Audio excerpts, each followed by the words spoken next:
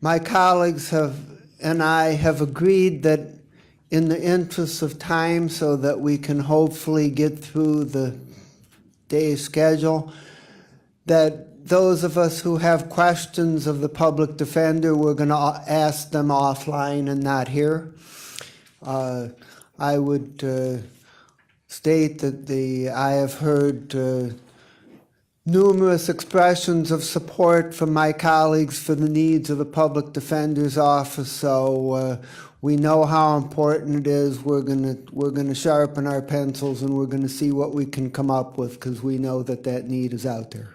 Mr. Chair, I'm Yes. so sorry. Can I just say one thing? Yes, you may. Please. I just want to say that it's really important that we consider the ask of public defender, because if we're looking at justice reform now, and there's a spotlight on bail bond reform, none of that is going to matter unless on the ground at the beginning the criminal defendants have adequate counsel. And we've lost a generation to mandatory sentencing at the federal level, and I think really now is the time to make a shift. So that's all I have to say, and I hope my colleagues are going to look strongly at this. Okay. Ms. Conwell. Through the chair, I've met with Public Defender Mark Stanton and is very concerned that the lack of equitable justice is being afforded to our citizens in this county. The parity between the Public Defender's Office as well as the prosecutor will take several biennial budgets to reach. So I think council needs to take a hard look at this budget request, and just possibly some county savings may be found in proper representation for each of our citizens. Thank you. Okay, now we are going to call forward the law director from his chair over there to the hot seat up there, and welcome to the budget hearings. Thank you, Chairman, members of council. I hope that you continue to see every day how much I appreciate the opportunity to be law director for Cuyahoga County and lead an accomplished and dedicated group of attorneys and public servants to help advance the mission of this county. There's not a significant variance from our previous budget. Going into 2018, 2019, we reduced our number by 1 FTE, which was an unfilled vacancy for a paralegal position. And our budget increase reflects the anticipated cost of living and health care benefits afforded to employees across the county departments. I'm confident that this budget allows us to continue to provide legal services at the highest level of competency, integrity, and professionalism. I'll take your questions. Okay. Questions for the law department? Sure. Councilman Schran. We just heard about the finalization of the MOU, and I thought that the last time we actually reviewed or got a chance to see the document. Is that coming to us at some point? It is. Given all of the number of things that we work on together, I had signed the MOU. I have not received the executed copy yet. I will, in listening to the prosecutor today, I realized that it's never come back to me.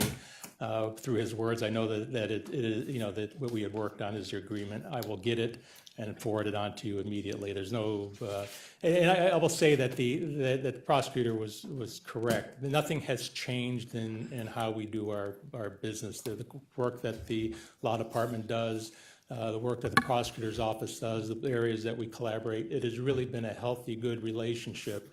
The one issue that he pointed out with regard to designating law department individuals as assistant prosecutors has never been done. I mean, even though it was in the agreement, I think from the minute that agreement was entered into, both the prosecutor's office and the law department this is before I got here, that the law department people have never been designated as assistant prosecutors. But that was a result of a statutory reason, and the prosecutor and I have figured out a different way to deal with that issue.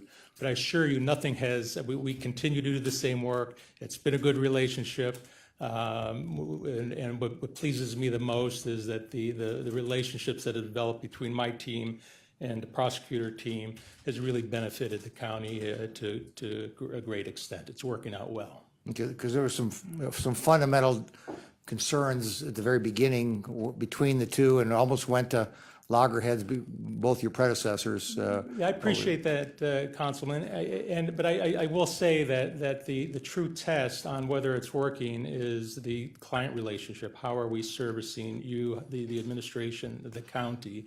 You know, whether or not they're, you know, structurally, all of those issues are, you know, they're, you know, you can, you know, discuss them, but the real fundamental measure of how this is working are the quality of services that we're providing. And I like to think that we're both offices are delivering those services at the highest quality level. And one of the aspects of the original MOU was the staffing and where the staffing would settle out to. Has there been any impact on staffing on either on the prosecutor side or on the law department side to increase, decrease, anything that would have any changes at all in staffing for either side? Not during my experience. I'm not aware of the prosecutor's office. Our staffing is actually since I've been here has gone down just a little bit, so it hasn't increased.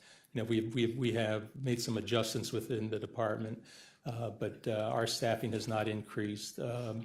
And I can't speak for the prosecutor. I don't know what their situation. I was actually making reference to the MOU. Did the MOU cause any positional changes or anything like that that would cause I don't dollars? remember there being anything in the MOU that talked about the staffing Okay, mandates. because I mean, that's what formed the basis for it originally, and then if there were some changes in the MOU, then I perhaps thought there might be some adjustments to where the person now reports, because that was the whole reason why they were naming, I believe, internal legal staff as part of the prosecutor's special prosecutor, and so that was some of the gamesmanship that was going on early on in trying to negotiate. That could be, I wasn't here, but I do think there is a statutory reason why that they included that as well. Again, I wasn't part of that, and I'd just be As speculating. long as it didn't cause the budget, that's all we're for. Thanks. Other questions for the law director? Okay. Just, I think you answered this, but you're not filling the one slot for an FTE. You'll have sufficient man and woman power to handle the workload since it's not changing? Yes, we've managed very well. I'm confident that we've been able to, you know, meet the demands, and I'm confident that we can work well within this budget. Okay. Thank you. Thanks.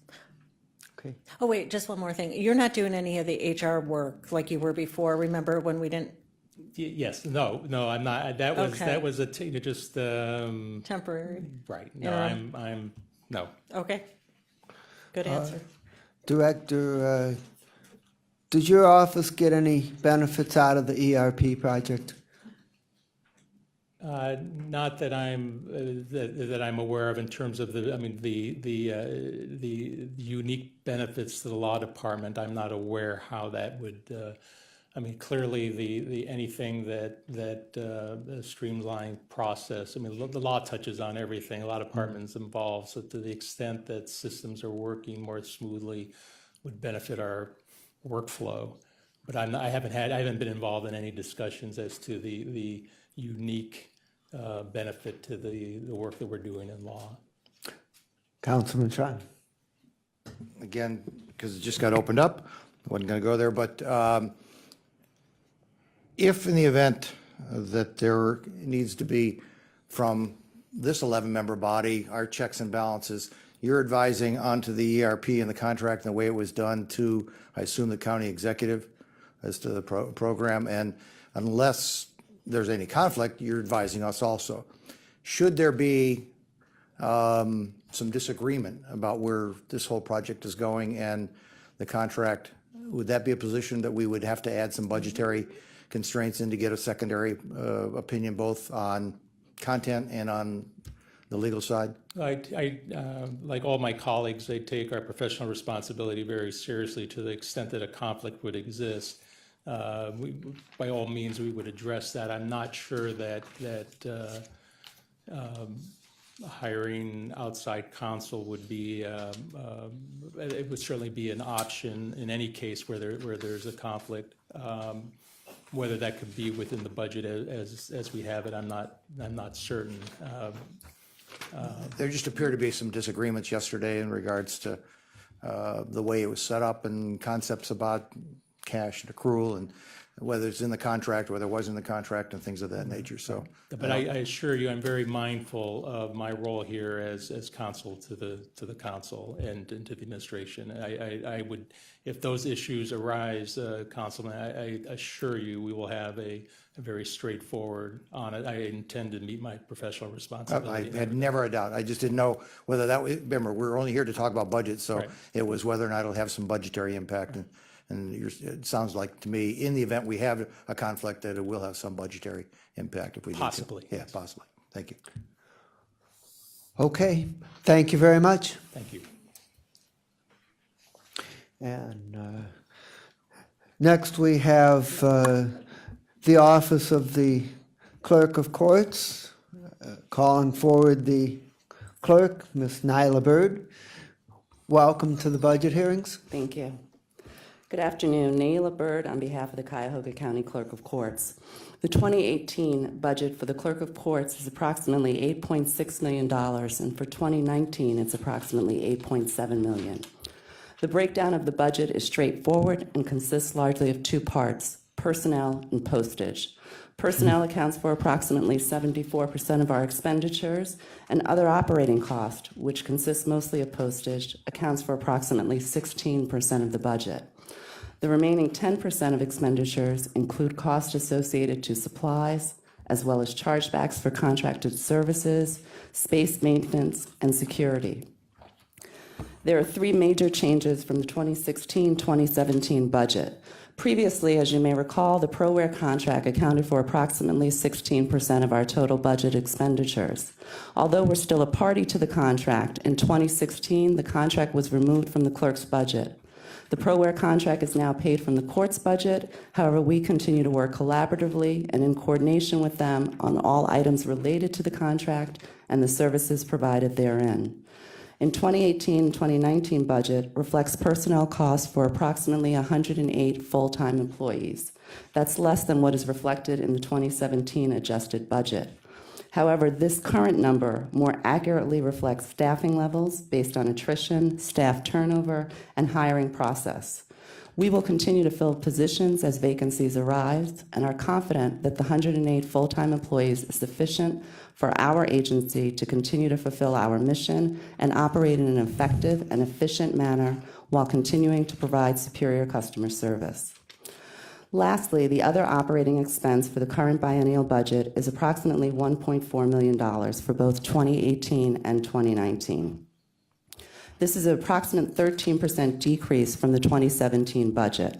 However, the 2017 budget included a one-time increase of $100,000 in funds to reinstate the past practice of microfilming digital images stored in our case management system. The county microfilm department will provide the services for the project. The $100,000 is going to be used to cover the cost of supplies, which we're currently waiting for bids to come back on. Lastly, the Clerk of Courts recently began offering two new services to residents of our county. We now accept child support payments, and we're also a passport acceptance facility. Both of these services are offered in our offices in the Justice Center. Although neither of these initiatives significantly impact our budget, they do offer additional conveniences to the residents of Cuyahoga County while also supporting the county's no wrong door policy. Additionally, the passport services offered can potentially generate a minimal amount of additional revenue. In conclusion, we have no issues with our 2018-2019 recommended budget. We believe the funds allocated will allow us to continue to operate efficiently and effectively while also allowing us to fulfill all of our statutorily mandated obligations. I'm available to answer any questions, and I thank you for your attention. I'd like to thank you for a very concise and targeted presentation of your agency's budget. I read your directions. We appreciate that very much. One question I have is what does it mean to be a passport acceptance facility? That means we offer the same services as usually you find them in the post office, where you can come to our offices on the first floor. You can complete the application for a passport, either a renewal or a new passport. We also will take the photograph for you and assist in mailing that paperwork into the federal government, and then you'll get a passport. So we're sort of like the one-stop shop for that. Okay. And we've been, Questions? I should say, the employees who do that were trained to do that service. So we've received training and accreditation. Okay. I have a great. quick one, just Yes. quick. Ms. Simon? Thank you to the clerk. How is it going with regard to the FedEx service versus certified mail? There was a change made. Is that saving us money with postage or certified? So there was a change made, if you'll recall, my predecessor initiated that change for first attempt, service on first attempt. There's not a huge, and I'm going to look to Mike, my finance manager, to correct me if I'm wrong. There's not a huge savings in terms of dollar amount, but what there has been is a real savings in terms of resources and people. So in other words, the FedEx has allowed us to sort of shift people's positions and do other duties. So we think it's a plus and have no plans of changing that. Nothing? Other questions? Councilman Tuma. Thank you. Just very briefly, as far as your filing fees and such, where do they stand in line with respect to other counties similarly situated, the larger counties and such? Are they competitive, if you will, or We are reasonable? very comparable to other counties. We actually do a lot of measuring ourselves against other. I'm a member of the Association of Clerks in Ohio, and we do a lot of measuring ourselves. So all of the fees that we control, we being the clerk's office, that we can control, we actually have raised and are in line with other counties, and we did that during the last budget cycle when I was before you before. Okay. And the court also agreed to raise the computerization fee, which was one that previously was a little bit out of line at only $10, but it's now at $20. All right, I appreciate that. Thank you. Sure. Okay, well, thank you. Oh, sorry. Any other questions? Okay. Thank you. Just curious, I understand the reason for child support payments, making that easier for those to make those payments. But what was the decision about the passport services? Given that they're at all the post offices today, why did you feel that that service was needed? So it was one of the things that we learned actually in part of the Clerks Association when we went to those meetings, where a lot of the other larger counties were offering those services. For example, Summit County offers them. I think Franklin does. Franklin does as well, and some of the other ones. So we thought it would be more convenient. We talked to our then chief about it, and also because of the county's really no wrong door policy. The expense was minimal compared to what we believe we will see in the return, and as I mentioned, we will generate very, very little but minimal revenue from the services offered because we do charge a fee for the photograph, etc. So just to provide another convenience. Okay. Any other questions? Okay. Thank you very much. Thank you. And next we have the medical examiner, Dr. Thomas Gilson. Thank you, and good afternoon, Chairman Miller and members of council. You have the budget book in front of you. I do want to go back, and I think it would be instructive to go back further in my tenure as a medical examiner. The emergency our county, state, and nation now face with regard to opioids is well known to this body. In 2014, my office actually identified the growing trend in 2011 and sounded the alarm that heroin at that time was on the rise. During that time, we also gained national accreditation for our office, and we also embarked on a decade-long yet unfulfilled plan to build out and expand the regional forensic science laboratory to service the needs of the justice system in our county. I'm proud to say we've been able to successfully do this while reducing staff and budget from the previous coroner administration, where highs of 110 plus employees and a nearly $11 million budget was reduced to 80 full-time employees and a budget under $9 million. Again, this was done with the planned expansion in mind, but without any clear way of knowing the exploding opioid crisis and its costs beyond the casualties in human life. In 2014, we had 85 full-time employees and ended that budget year at $8.964 million. The $5 million expansion and equipping of the Regional Forensic Laboratory was done with funds from the Grudadoria settlement and did not impact the budget or taxpayers. Coming online in 2015, costs began to increase, which was planned, as we brought on additional forensic scientists to meet those needs. In 2015, fentanyl also became a significant presence in our community. From 36 cases at the end of 2014, We saw a dramatic rise in fentanyl. Both 2015 and 2016 proved to be a catastrophic year where those deaths increased to almost 400. Fentanyl and fentanyl analogs, of course, mean higher caseloads for the medical doctors in my office as well as the forensic laboratories, on the order of double-digit increases from 2014 to 15 and 2015 to 2016. 2017 sees an even higher rate of deaths due to opioids. Rising caseloads again measure double-digit increases. We've worked hard with our community partners and the state and federal officials in this area to identify needs and costs and provide an outline for response to the emergency, which was recognized by the U.S. Department of Justice as a national model of excellence. We also continue to provide our data on a regular basis to help inform prevention measures. Costs identified specific to the opioid crisis for the medical examiner's office thus far since 2015 are now in excess of $2 million. We've been most grateful to the county executive. Is that per year? Since that time, total. Cumulative since 2015. Just in conclusion, most grateful to the county executive and his leadership and this body for all your continued understanding and support as we labor to respond to the evolving opioid crisis at a local level. And in conclusion, I would say we do accept our budget as proposed for 2017 and 18, and I'd be happy to answer any questions, 2018, 2019, and I'd be happy to answer any questions.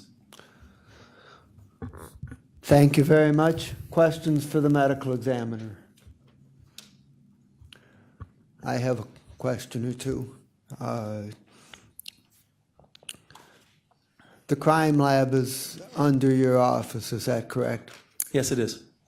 And can you tell me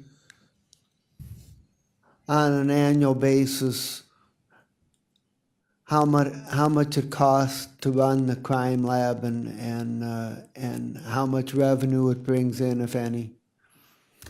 The crime lab, essentially, if you look at the budget summary, is essentially the difference between all funds and the general fund.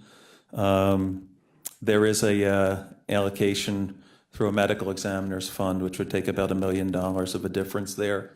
So the crime lab itself takes about $6 million to run. As I've mentioned before council, the crime lab was initially conceived as something that would be done on a subscription basis and generate revenue. That was an unrealistic model.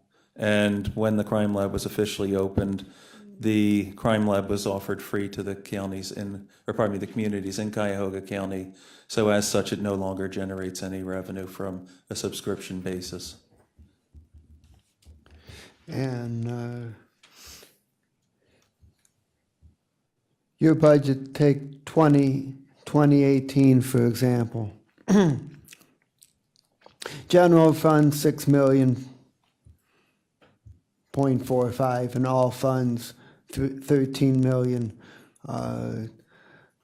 That's a difference of 7 million. What's the funding sources outside of the general fund? The general fund actually accounts for a lot of that difference, but it's the crime laboratory allocation, which isn't included in the general fund monies. And then the other major contributor is the laboratory fund. That's revenue that is generated by our office, primarily by the performance of autopsies for outside counties, as well as other laboratory tests that we can provide to outside agencies. And what's the income for that fund per year? For the laboratory fund? Yes. It's been fluctuating just because of the rise in out-of-county autopsies. And we recently just raised the price on those to the counties. I would say that's probably, just doing math in my head, maybe $1.5 to $2 million. Per year. Oh, lower. Okay. About $1 million, sorry. 1 million per year. Yes. And the medical examiner's fund, what is the source of, how much does that fund spend per year, and where does that money come from?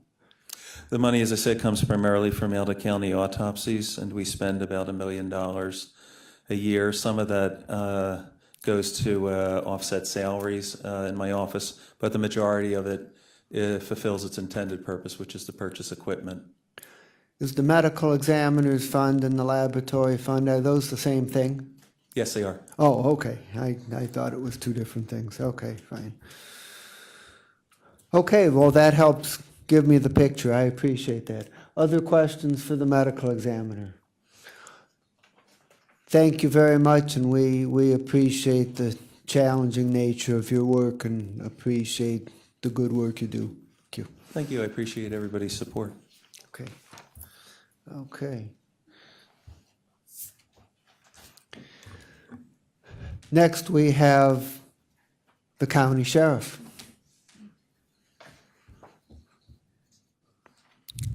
Sheriff Pinckney, welcome. Thank you, Chair. Appreciate it. Good afternoon, Chair and Mr. President and members of council.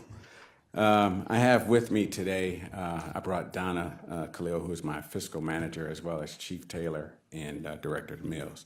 So I'll try to be brief because I'm sure we're going to have some questions. So the brief overview for our recommended budget is most of our budget remained the same because we didn't do much changing. Our 2018 budget is roughly $108 million, as well as our 2019 budget is $110 million, which supports our staff that we have there now, which is currently 1,100 personnel. The only reduction that we have, I have a vacant supervisor position that we will not fill because it is not needed. We're going to do a lot of purging and merging and collaborating within the office to offset that, so we won't have to fill that. So that reduction is roughly around $80,000.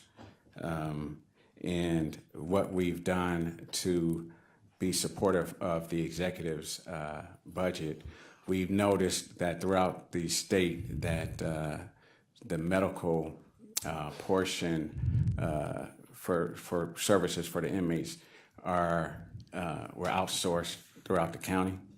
And so we would like to have the opportunity to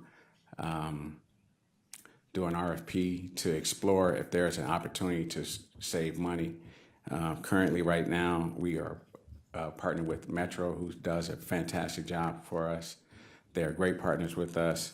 And by using Metro, it is costing the county roughly around $8 million. That is being able to use their 340B pricing. So we saw that throughout the state, some counties have used different vendors that potentially might be able to save the county some money, so we would like to explore that. And the other recommendation was a jail build-out in the county to where we can house other inmates throughout the county and bring them down to the Justice Center, because we've heard that a lot of the cities want to get out of the jail business, and so if we build out the jail, we can bring those inmates downtown. And that, and also outsourcing some of the food, which potentially would save roughly around $400,000. That if we RFP that, we can see if those numbers are accurate. So with that, I'm open for any questions. Okay. Questions for the sheriff? Ms. Conwell? Through the chair to the sheriff, what is roughly the food cost now?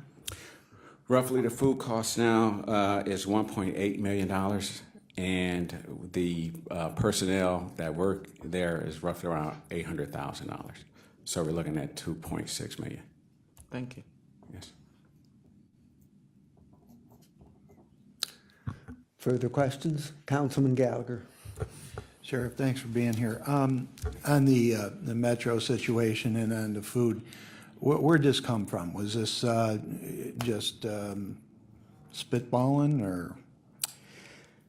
That's a great question. I appreciate the question. I don't know if that was solicited or approached. I was not involved in any discussions with any vendor or anyone about See, that. my concern, and it's not even a concern, but, well, it is a concern on the medical side, on the food side. If we can save money either way, I think it's our duty to go out there and see if we can. But on the medical side, I don't think it's our duty to have someone such as Metro, which is a unique situation to Cuyahoga County throughout the state and other states, to have a partner like that it was kind of like my baby. So my baby's getting stepped on here, I feel. I've been told that potential savings of 1.6 million. I've heard that those documents exist. I still haven't seen them. I think it opens a door on a relationship that we have nurtured over time. As we started out, we didn't have such a great relationship with Metro, and I really point at Dr. Boutros coming in and helping us out, and I do mean helping us out in the jail, not just with the medical, but then with the pharmaceuticals. So I don't want to snuff out a great relationship there, even for a savings of a few dollars more. So I was kind of taken aback by that, and I didn't quite understand where it all came from. But if it came from the idea of we're duty bound to find some sort of savings if they're out there, I understand that. But I don't want, as things spread throughout the county and other places, as you know, people start talking, and then fiction turns to reality, and toes become stepped on, and people get the hair on the back of their neck up a little bit and get defensive, and I don't want to get to that point where we were. So what I'm saying is I don't want to go backwards if the savings isn't quite substantial. Plus, I think the service, and you can answer this, are we having concerns with the service either on the food angle or on the medical? No, the medical service, you stated very well. The partnership with Metro has been great, and the hopes are if there is a savings through the RFP process, that Metro will be able to match it, because Metro has been a great partner. In regards to the food service, I don't know if there's any major issues there, but I think we are duty bound. I do agree with you that if there is a savings, that we should be able to explore it to see. Is there a timeline on these RFPs as far as where we're going to be with hard dollars? Because I see a budget that says, here's hard savings. It doesn't, it exists in paper. And I've never done a budget where we've saved paper money like that. It's always been hard savings. So do you agree? Maybe you don't. Maybe is there going to be a savings of almost $2 million on the medical and the food, or you don't know? I don't know. That's why we're going to go to the RFP. Correct. So it's a shot in the dark as far as the potential savings. Yes, we're just asking for the opportunity to explore it. So. Okay, well, and that I don't think any of us have a problem with, but I do concern myself with the fact that it took a while to get Metro here. It took a while to soothe some of the tensions, and I thought through my years that we had a good relationship and things were going rather well, quite honestly. And I just don't want that to be affected. So thank you. Understood. Thank you. Council President Brady is next. Thank you, Mr. Chairman. Well, I think that Councilman Gallagher has done a very good job of articulating most of what I would have said. So I just want to, ditto that, but also to say that I think that, in my own opinion, that in the budget, this is one of the most disturbing proposals as part of the budget. That it potentially undoes our relationship with Metro. I think it's reckless, and I think that even sending out, with all due respect, even trying to find a lower bid, has the potential of damaging our relationship with Metro in a way that we might not find ourselves later in the year in a position to restore. And I think we need to remember how we got here. And there's no way, in my opinion, that this can be done for less money without some kind of substandard service. And I don't even think that that's possible. I think this is the most wrong-headed, just everything about this is wrong, and I'm absolutely opposed to it. And I'm going to do everything I can in my position as a council person and as a council president to prevent this from happening. And that's where I'm at. Understood. Thank you. Councilman Tron. My two colleagues have alluded to things that they worked on very hard and in cooperation with your predecessor to make this thing happen. It should be, I almost sound like when you said, where did this idea come from? It was kind of serendipitous. There has to be some person who woke up one morning and said, this is a good idea. Let's go ahead and push this as a competitive process to go with an RFP that puts in jeopardy anytime you public, because the damage has already been done. It's not a question of the RFP. This is all public. This public challenge is out there. So who woke up and said this was a good thing to challenge both the food and the medical? I cannot answer that question. I don't know. Now, there has to be a record. Someplace, somebody came in and knocked on a door and said, let's do this. I can't answer it. Honestly, I can't answer that Okay, question. who brought it to your attention? It was brought to my attention. We were sitting at a meeting with Chief Bova, who was here at the time, as well as OBM, myself, and a couple of the other directors under Chief Bova's direction. And it was brought up at that point. That's when I first heard about it. Brought up by whom? Director Bova, Chief Bova, excuse me. So Chief Bova is the one who suggested changing, in your first impression, that's where you first heard it. I don't know if he... No, that's where you first heard it from. That's where I first heard it. Okay, so now we need to talk to Chief Bova as to where this thing initiated, because this is a relationship that's taken years to build. And not only that, we just got done doing a guarantee on a major construction project for them out there that we just signed off as a guarantor on a multi-million dollar, almost $1 billion contract. And I just have never seen where you cavalierly treat a partner like that. It just, so do we, I guess we need to then, of course, we have no authority to ask Chief Bova anymore because he's no longer part of the county government. But I do intend to ask him and find out where did he get the idea to bring it into that meeting that you first heard about it. If you would like, I could reach out to Chief Bova. That'd be great. And then get back with you. That'd be great because somebody woke up one morning and said, aha, this is a great idea. Okay. I'd like to find out who woke up that morning. Thank you. Sure. Please proceed. Yes.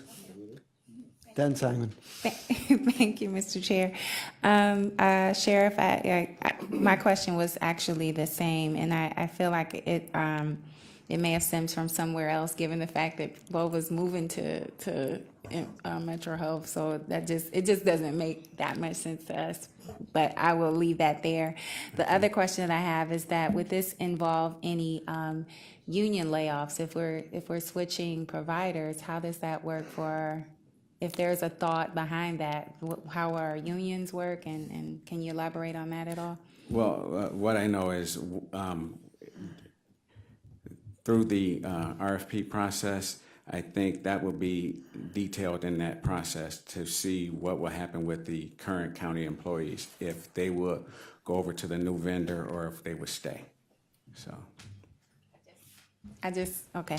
I think it's unfortunate that you've been put in this position because I'm not sure that you are fully aware of how it was birthed, clearly, and that makes it difficult for you to defend. So I have to support my colleagues and given the history of the relationship with Metro Health and wanting to maintain and sustain that, I certainly couldn't support this wholeheartedly, especially not with the full understanding of where it originated and what the idea was behind it, aside from saving money. Because sometimes saving money comes at a greater cost.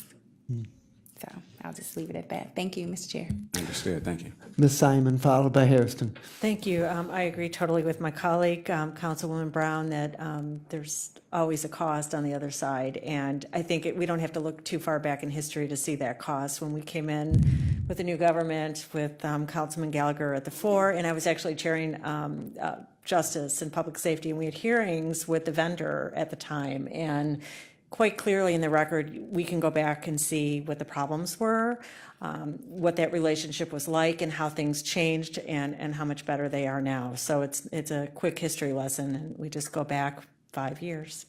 Thanks. Thank you. Councilman Hairston. Thank you, Mr. Chair. I won't continue to beat the fact that there is a relationship that has been built here that many of us will like to see continue. And also to my colleague, Councilman Schron's point that, we just signed off on a major deal, and I'm sure whatever revenue that they're generating, whatever services they're providing, aids in them continuing the work that they are doing. But what I will say is that I have no interest in beating up on you. Have no interest in coming after you, for you to be able to, for clearly you don't know, and it was not part of decision making for this food savings or this healthcare savings.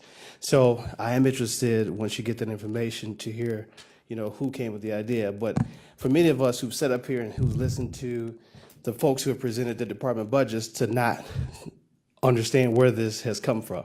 Administration and OBM have sat down with departments who have figured out ways to cut and make decisions and where to move contracts, et cetera. So I think all of us are intelligent enough to figure out where the decision had come from. So I'm interested to hear back from what you have to say. Thank you. Thank you. Councilwoman Brown. To follow up with that, it just jogged my memory. I think we have been working with, or at least our staff has been working with Ken Mills. Do you think he might have some insight as to this request? Ken might. Okay. But I will check with him and get back with you. That might be another option in addition to Chief Bova. Okay. Okay, thank you. I would like to say that I totally agree with what's been said by Councilman Gallagher, the council president, and others of my colleagues expressing concerns about the proposal to move off from Metro as our health provider. And there is we are saving on the prescription drug pricing. I've heard different numbers as to what we save on an annual basis. Can you tell me your best understanding on what we save on an annual basis due to the prescription drug pricing? Sure. I have that number in front of me right now, as a matter of fact. Our pharmaceutical cost in 2015 was 1.5. In 2016, it was 1.6. And currently, at the end of this year, it's projected to be 600,000. So that means if we got a new provider, they would have to save us $1 million before they saved us a dime, because we would have to make up for the loss of that difference. Is that correct? Correct. I would just mention that that I recently got a letter from an insurance company saying that they had an estimate that they could insure my home for $218 a year, and it sounded awfully good because I was paying much more than that. So I contacted them, and by the time I got the estimate, it was $650. It was still a pretty good deal, but it just shows that relying on preliminary estimates from vendors is not likely where you're going to end up, and so I share the concern, but there is one other thing I want to say, which is that I don't want to discourage people from coming up with ideas. Not every idea I come up with turns out to be a good idea. So for me, it's not a consideration of who came up with this crazy idea. If we don't like it, we just don't support it. But If we get 10 ideas and 2 of them are really good and 8 of them are no good, well, we take the 2 good ideas and we've profited. So for what that's worth. I also have questions about another area, and that's about the jail build-out. And my question is, how many additional jail cells we're planning to build out, and how we plan and where we plan to build them for this function? Okay, good question, thank you. And I'll try to keep my staff to come up with some good ideas. Currently, right now on the 4th floor inside the Justice Center, that used to be our old cafeteria.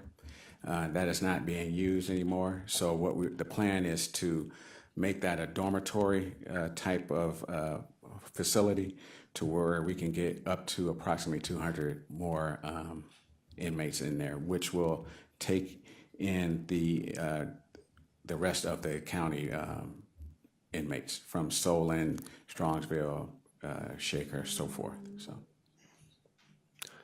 Okay, and let me share what my concern about this item is. It's not that I'm philosophically opposed to it, which I'm not, but my sense is that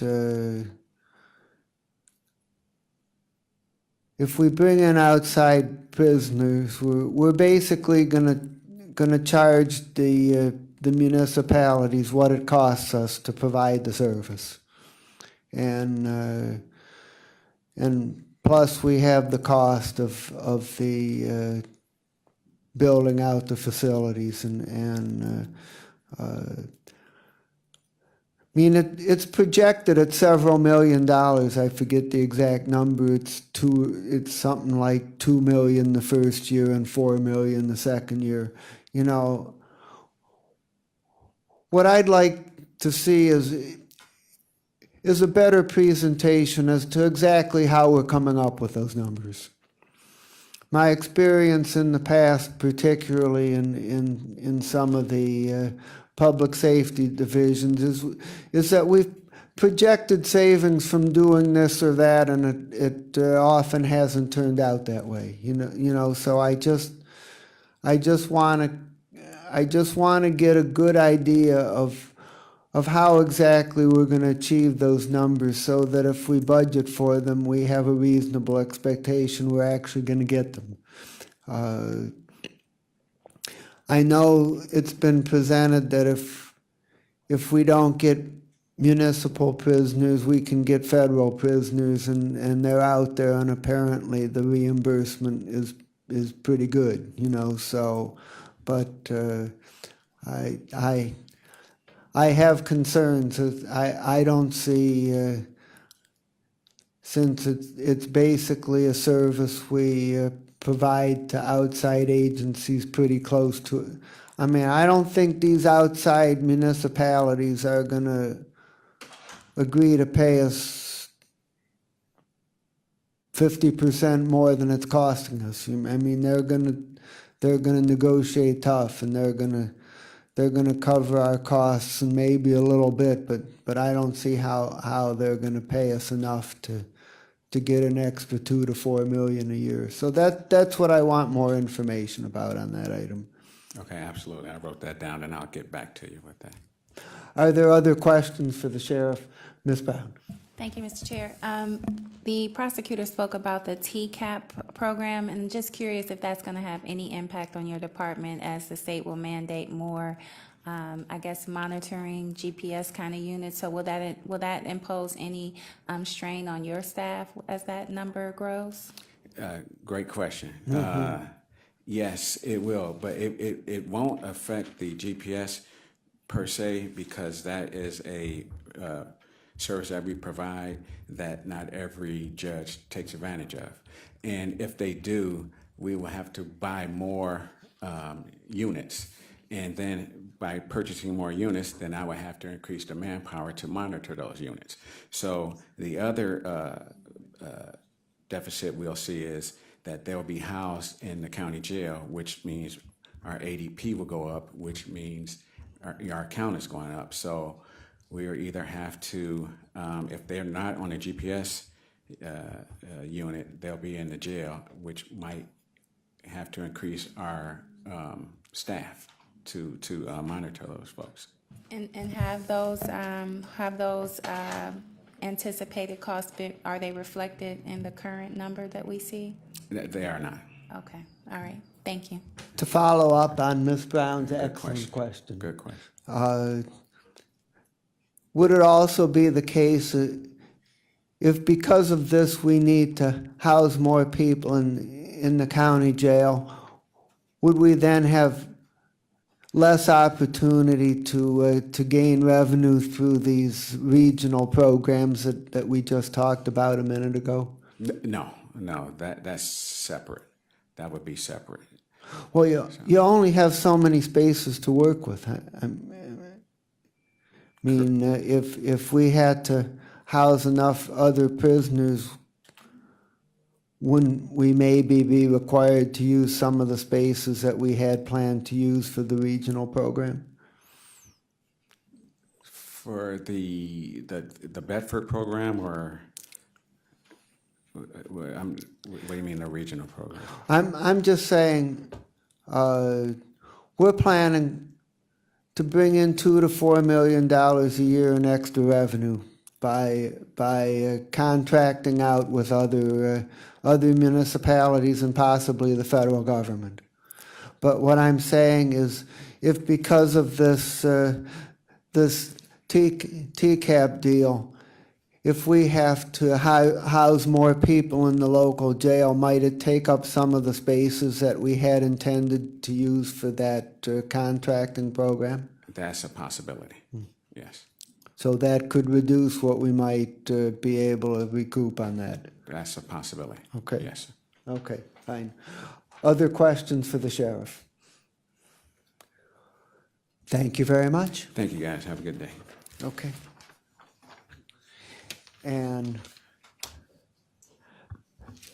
last but not least is our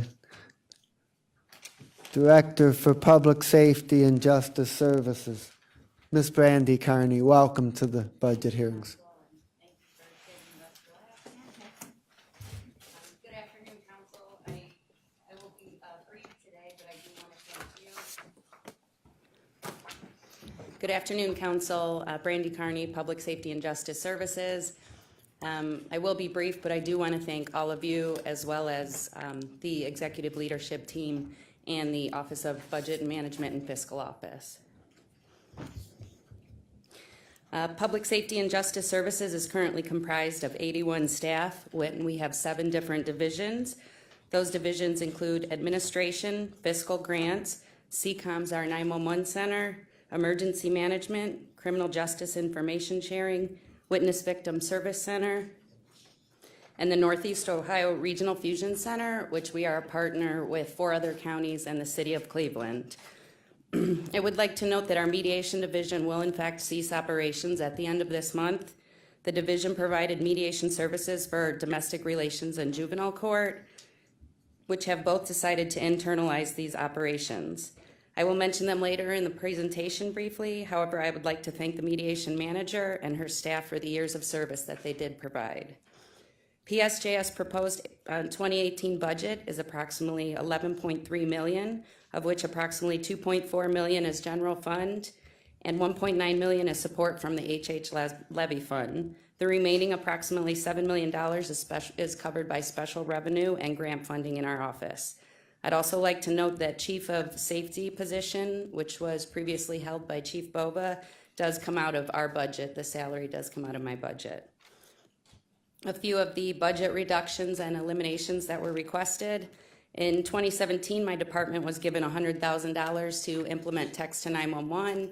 In June of this year, we did go live with text to 911. It's available countywide. I would like to note that it should only be used in certain limited circumstances and never be the primary method for contacting 911. After this year and moving forward, operating of that 100,000, we've only requested $20,000 for operating budget annually. Our fusion center budget was also slightly cut, but at this time it is something that we can move forward with. We have had some vacancies and we are working with the other 4 counties and the city of Cleveland to bring back some additional intelligence and crime analysis services and to provide more support for the communities. So right now we're okay with that proposed cut. The proposed budget finally includes a reduction of $150,000 that had been previously been used to aid local public safety agencies with funds for projects. While local agencies have been thankful for this funding, my office will continue to work on finding other solutions to meet their needs or requests. Finally, the budget for 2018-19 does include a reduction of 2 positions in my office. One is an administrative assistant in our 911 center. That is something that we're confident that will not affect operations. And finally, we did receive a personnel reduction in the budget for an advocate in our Witness Victim Service Center. The position has in fact been vacant since May of this year, so it does not include a job loss. While the FTT proposes an elimination from the Witness Victim budget, we are in fact adding a position to the Family Justice Center budget. So the caseload should, in a sense, balance each other out, so I don't see an impact to operations there. Other than that, I'm confident we can move forward providing the services that we have with our 2018 and 19 proposed budget, and I'm happy to answer any questions. Thank you very much. A concise and targeted presentation. We appreciate that. Questions by my colleagues? Ms. Simon. Thank you. Thank you, Ms. Carney. Great job, as usual. In terms of what matters are moving to the Family Justice Center, what exactly is migrating there? You said that you're not going to lose service, but they're going to pick something up? Sure. So we, out of our witness victim budget, we are losing an FTE, so one of the advocates. However, the current agreement and the contract we have with City of Cleveland for the Family Justice Center includes us providing $175,000 annually, as well as the City of Cleveland. Because of, that usually covers rent and one position. Our 175, we weren't using annually, but like last year, we didn't need to use the entire 175. So because of that, we are adding a second position that we can still fill within that 175,000.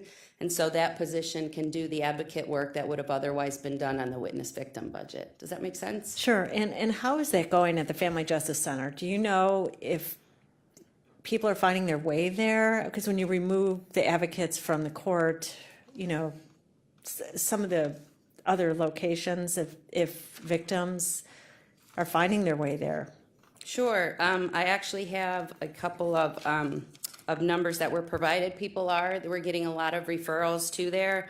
In 2016, there was a 12% increase in walk-ins, and there was 1,033 that received services, and that's, to my understanding, has increased this year. Over time, there's been difficulty ensuring a 5-day, the value of it is it's a one-stop shop for advocacy services. And so Mondays and Wednesdays have been really great at the center. We have a prosecutor's office, we have law enforcement, Cleveland Rape Crisis, domestic violence advocacy center. All of those are at the center. Some of the other days it's been difficult because all of those agencies I just mentioned have limited resources also. But we've really gotten a lot out of those 2 days. All the other days throughout the week, there are victims and clients that are going in there for civil protection order and other safety measures that are being met for the services at the center. I did just meet with staff last week, and we are going to open up the conversation, hopefully again, about possibly some video conferencing. So rather than when we first start a protection order or with the victim at the center and having them to send back to the Justice Center to go to the clerk's office, we're seeing if maybe in the future we can do all the services from the Justice Center or from the Family Justice Center itself. So just something that we want to explore some other options, and so we're not sending those victims back to the JC. But it has worked well. They're doing a great job there. Exactly what I'm thinking about going back and forth, but I can maybe talk to you later about that. That would be great. Okay, I would thanks. appreciate that. Further questions? Ms. Baker. Thank you. The municipal safety grants, how, and I believe you said that was a good program. That's where one of your cuts are going to be made, but you want to continue it the best to your ability. How do you plan on continuing that for our municipalities? So I will say that, for example, in 2017, the money that was received for council and through the executive's office for the program, $50,000 was used to purchase naloxone, and it was provided to EMS and law enforcement throughout the county. There was also money that we purchased, approximately 15 to 20 drug drop boxes. We purchased headsets for all the SWAT teams throughout Cuyahoga County. Some of them have received new radios, and when they go into a house, they don't usually have an extra arm for their radios, and so we purchased new SWAT headsets that were compatible with the new radios. And then finally, we were able to provide the matching funds for 8 different fire departments for the federal grants they received. So while that money was really helpful in the budget, the commitment I made is that we will continue to look at Homeland Security grants and other opportunities to meet those requests as they come in. I guess my question is do you feel that that's doable? I mean, that's a pocket of money that's just gone. Do you think that that's realistic, that you're going to be able to replace those dollars through other means? You know, I think my office does a tremendous job finding grant opportunities. I think it was this year alone, for example, we have an increase in $7.7 million in new grants that we are administering. So right now, I'm not sure of the exact requests that will come forward, but we, will continue to look at grants and other opportunities that we can find to supplant or to support that funding. All right, thank you. Further questions, Councilman Tuma? Thank you. Thank you for being here last. Just to piggyback off what Ms. Baker said, I mean, I think it's very important to be able to maintain that good relationship with the municipalities as far as those monies that are available, because again, the various municipalities in the districts, they're taking these cuts from the state and they're looking for other resources, and these are grants that we know work, and it's safety, and that's paramount to these municipalities. So yeah, I'd like to see that stay there, to be honest with you. I'd like to see that stay there, and we can find something else to cut somewhere else, just because it's important to those municipalities. That's just my 2 cents that I just gave away. So, thank you. It has been a great program. People have been incredibly receptive to it. So thank you. I have a couple questions. First, while we're on the public safety grants, I've heard 2 versions. One is that the proposed budget completely eliminates the program. The other version is that the safety grant amount has been $250,000 a year, and we're cutting it $150,000, leaving it at $100,000. Can you tell me which it is? So, Chairman Miller, it was my understanding that it was always $150,000. That might have been $200,000 last year, but that would have been one time. The previous years, it was $150,000. So the budget proposal eliminates the safety grants? Yes, to my Okay. knowledge, that's correct. Okay. Second question I have is a follow-up on the adding the second position for the Family Justice Center. Mm-hmm. And my question is whether it's sustainable out of the $175,000 annual commitment, or are you able to do this because you had some money left over from last year, but it's not sustainable on an ongoing basis? Councilman Miller, it does look like it's sustainable. The rent that comes in and some of the other costs that come out of that $175,000 have came in below the 175 for a few years, so it is something that we feel is sustainable. Great. Any other questions? Okay. Thank you very much. Thank you. That brings us to the end of our program today. We have one more session where we'll be hearing from departments. That is next Monday at 1 o'clock. Hopefully a couple hours will be sufficient. After that, we're going to start the process of trying to figure it all out, and in the following session, which is in 2 weeks, when we have our first preliminary budget concepts discussion, I would like for everybody to start thinking about, well, what's 3 or 4 things in the budget as introduced that you're most concerned about and that you would like to see change, and how you would change them. So we'll start getting some ideas on the table. So that's what's coming up down the road. And does anyone else have any miscellaneous business? Hearing none, I'm going to ask the clerk whether anyone has signed up for public comment unrelated to the agenda. Yes, Mr. Chair. First is Mr. Rico Dancy. Okay.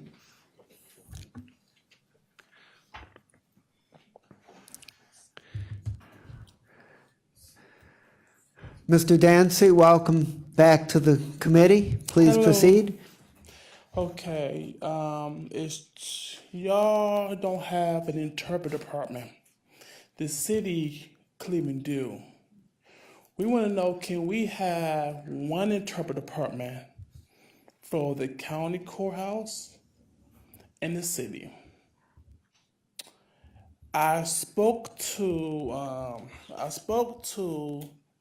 the Cleveland Hearing Speech Hearing Center.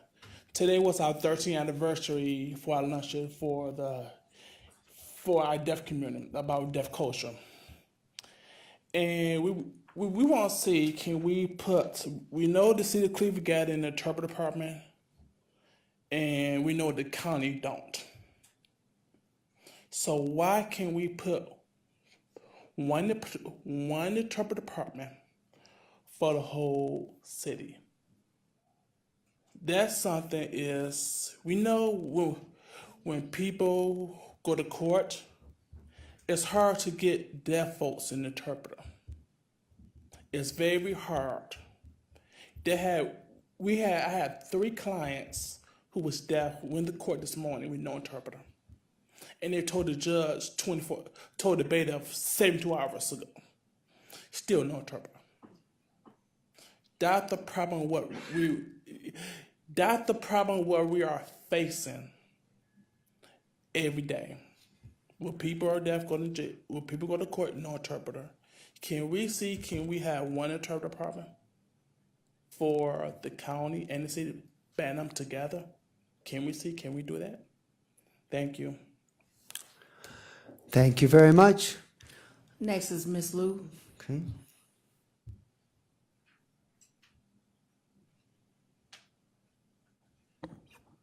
Good afternoon. Good afternoon. Today is, for me, it's kind of an exciting day. Well, I just found out homeless shelters or the whole system is not unique anymore. And I found out the public defender's office or commission, it's about the same, just like a homeless system, but it's in the government entity though. And they have nothing. Homeless shelter having nothing.